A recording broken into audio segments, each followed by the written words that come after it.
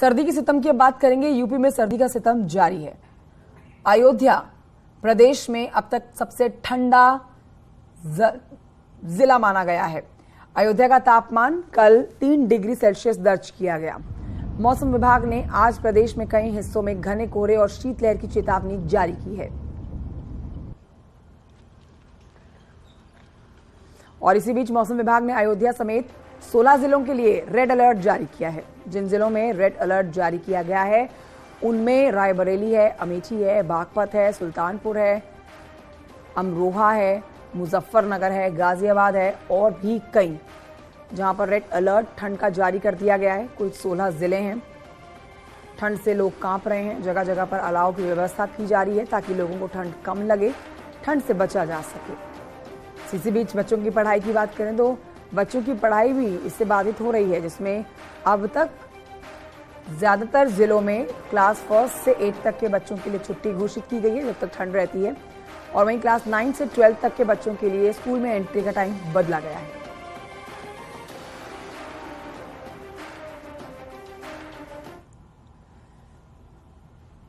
तो सर्दी का कहर इस कदर बढ़ गया है कि सड़क पर चलने वाले गाड़ियों की रफ्तार अब रुक सी गई है। रेलवे स्टेशनों पर यात्रियों को काफी परेशानी उठानी पड़ रही है।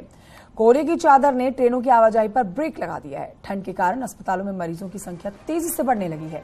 आलम तो यह है कि लोगों को इस प्रचंड ठंड से बचाने के लिए अलाव का सहारा लेना पड़ रहा है।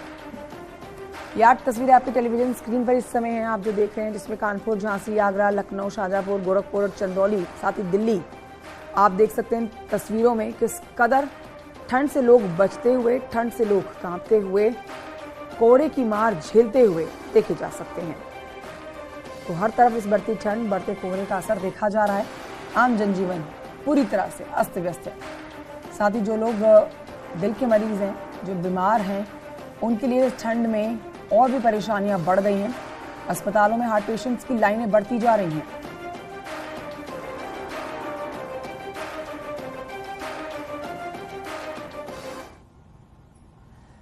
तो उत्तर प्रदेश में, पूरे उत्तर भारत में कहेंगे कि कड़ाके की ठंड पड़ रही है। ठंड और कोहरे के डबल अटैक से हाल बेहाल है। मेरठ की तस्वीरें आप देखिए। ना सिर्फ मेरठ बल्कि उसके आसपास के जो जिले हैं वहां पर जमा देने वाली ठंड पड़ रही है। सर्द हवाएं चल रही हैं। पारा कई जगहों पर बहुत ज्यादा लुढ़क गया है। हमारे सहयोगी निखिल अग्रवाल की रिपोर्ट देखिए। पश्चिमी उत्तर प्रदेश पर कोल्ड अटैक हुआ है।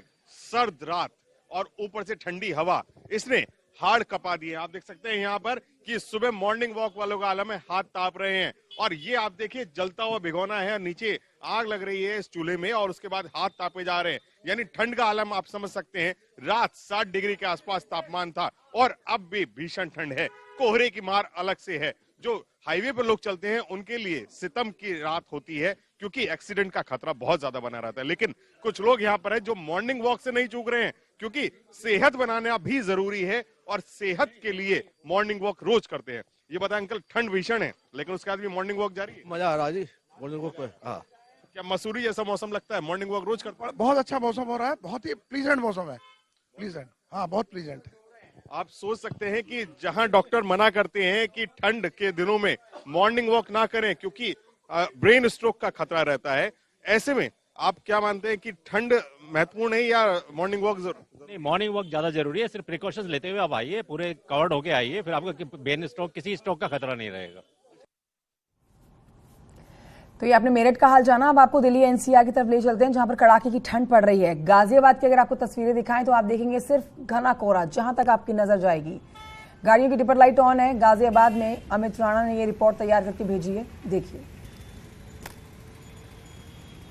पहाड़ों में हो रही बर्फबारी का असर मैदानी इलाकों में देखने को मिल रहा है। यही कारण भी रहा कि दिल्ली एनसीआर सहित गाजियाबाद आज सुबह से ही कोहरे की आगोश में है। तस्वीरें आपके सामने हैं कि सुबह के समय भी लोग बाग, जो वाहन चालक हैं, वाहनों की लाइट जलाकर चल रहे हैं। विजुअलिटी 5 मीटर से भी कम की है और कोहरा लगातार बढ़ता जा रहा है। ये कोहरे की चादर ने पूरे एनसीआर सहित गाजियाबाद को अपने आगोश में ले लिया है। हालांकि जो 2 व्हीलर और 4 व्हीलर चालक हैं वो अपने वाहनों की लाइट जलाकर चल रहे हैं। वहीं दूसरी ओर मौसम विभाग के अनुसार भी आगे आने वाले दिनों में ये सर्दी और भी बढ़ने वाली है।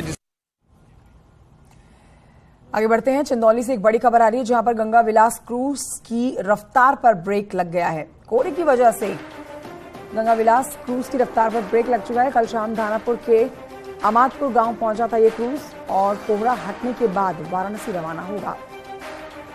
गंगा किनारे सुरक्षा में मौजूद है दानापुर पुलिस। गंगा विलास क्रूज में इस समय 32 यात्री सवार हैं, लेकिन देखिए यहां भी घने कोहरे का असर दिख रहा है। गंगा मैया पर भी घना कोहरा छाया हुआ है और इसी वजह से जो क्रूज आप देख रहे हैं खूबसूरत, जिस पर इस समय 32 यात्री सवार हैं, उनकी यात्रा को रोकना पड़ा है। जब तक मौसम साफ नहीं होता है तब तक ये क्रूज आगे नहीं बढ़ेगा।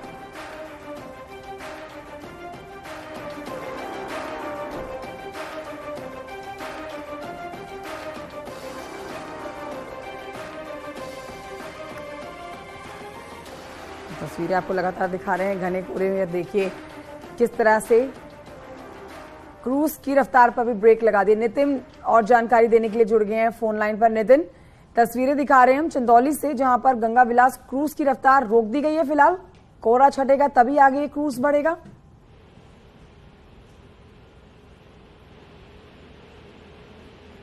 नितिन गोस्वामी, मेरी आवाज मिल रही है आपको?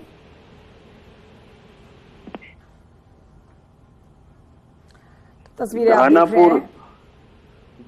दाना जी बताएं। आपको बता दें ये दानापुर में कल 7:30 बजे के करीब ये क्रूज इंटर किया है। ये गाजीपुर की तरफ से आ रहा था और इसको वाराणसी जाना है, लेकिन विजिबिलिटी कम होने के कारण क्रूज को रोक दिया गया।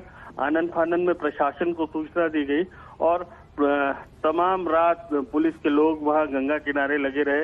इस क्रूज में आपको बता दें 32 स्विट्जरलैंड के यात्री हैं जो कोलकाता से बनारस जा रहे थे और कोहरे के चलते जैसा कि आपको बता दें ट्रेन और हवाई जहाज के बाद अब जल मार्ग पर भी कोहरे का असर पड़ा है और क्रूज को रोकना पड़ा है। यहाँ पर अभी 1 घंटे पहले तक क्रूज मौके पर ही मौजूद था। आपको बता दें सुबह से घना कोहरा है यहाँ पर।